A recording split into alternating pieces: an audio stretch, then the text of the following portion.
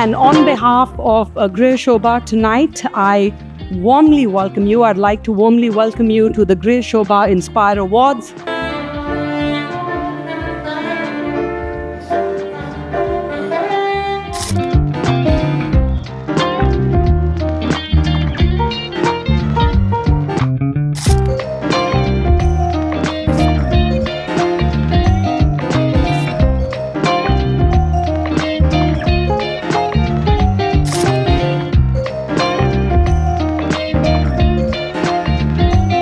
It's incredible how she just told me that I'm the youngest person to receive this award, and it's insane.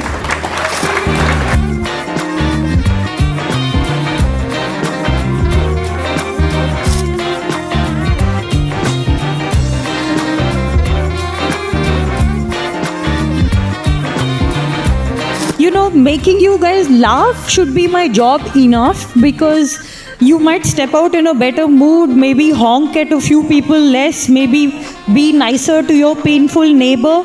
And so I think comedy can achieve world peace. Neeti Palta, everyone. Thank you.